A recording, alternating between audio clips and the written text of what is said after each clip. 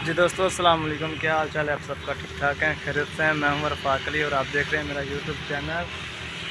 अच्छा जी, माशाल्लाह जी, मौसम तो बड़ा ख़राब सीगा ते तुसीं देख सकते हो कि वो सोलर प्लेट का काम सीगा ते सोलर प्लेट के काम तो यानी कि तुहाडे सामने हुंदा वा कि यानी कि सूरज की तपश होएगी तो प्लेटा ने करंट देना वा गां मेरी वो सिस्टम देख सकते हो तुसीं पिया वा, क्योंकि सूरज की तपश हुंदी आ ते यानी कि काम VIP और माशाल्लाह ज़बरदस्त हुंदा वा।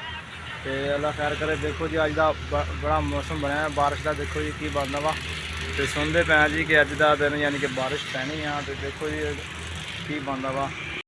अज तो वैसे हो भी बड़े लेट गए थे, तुम देख सकते हो कि तकरीबन 4:30 का टाइम हो रहा वा। तो फिर में देख सकते हो हले तक यानी कि ना ताज़े भरे आ हुणे, ये देख सकते हो कि ताज़े भरे आ। तो यानी कि सूरज तो बिल्कुल है ही नहीं गा कि जब सूरज नहीं हैगा तो उस तो बाद यानी कि ना इन्होंने सुबह तक सुकना भी नहीं है, क्योंकि तो ये सुके ना तो फिर यानी कि ना दिहाड़ी की बड़ी टेंशन बन जानी है। तो देखो जी अल्लाह खैर करे, दुआ तो यही करते हैं कि चलो बारिश टाली जाए।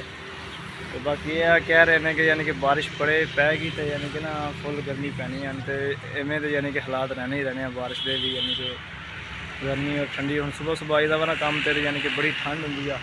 तो फिर में मेरे बिल्कुल सुंगड़े पै होंगे एवें कि प्लस्तर दे होंगे ना, इस वास्ते। अस्सलाम वालेकुम सर जी, केड़ी चीज़ देख रहे हो? इनकी लाशें वसीलियों के किले के सामने टांग देना। अरतुल गाजी देख रहा जी रहमत सर जी। PSL मैच भी देख रहे हो नहीं देख रहे हो? देख रहे हैं। देख रहे हैं, किन्नू सपोर्ट कर रहे हो? लाहौर तो रात हार गई आ। हाँ रात वो हार गई। अच्छा भी दोस्तों हुण हो गया काम तो वेले। तो ये छापर तुसीं देख सकते हो, छापर दे विच एवें बना लिया कि जिवें कोई बड़ी बड़ी चीज़ तो बड़ी सोहनी चीज़ लैके जा रहा वा। ये पर की है कि ये मेरे वाल साहब ने जी सीमेंट मंगाई आ। सीमेंट मैं अपनी फैक्ट्री तो लैके ते हुण घर लैके जा रहा वा। ये टिफन आ जी मेरा काम वाला। फिर ये मेरा मालक जा रहा है, साडा वाशरूम देख सकते हो तुसीं, इत्थे ही बहन लगा ना।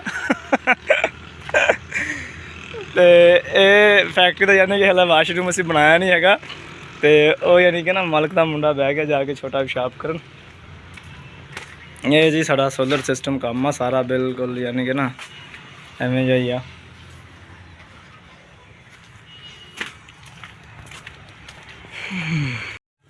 ये देख सकते हो जी हुण घर की तैयारी आ।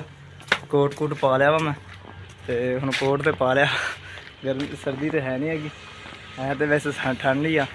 तो हुण यानी कि ना अपने घर की तैयारी करके घर जा रहे हैं। अल्लाह खैर करें सुबह का इंशाअल्लाह जी दुआ करांगे तो बारिश ना ही पवे, क्योंकि यार काम का बड़ा मसला बन जाना वा। बारिश ना ही पवे तो बेहतर है साडे मजदूरों वास्ते, क्योंकि अगर बारिश पैगी ना तो फिर बड़ा यानी कि काम खराब हो जाना वा। देखो अल्लाह खैर करे की बनता वा।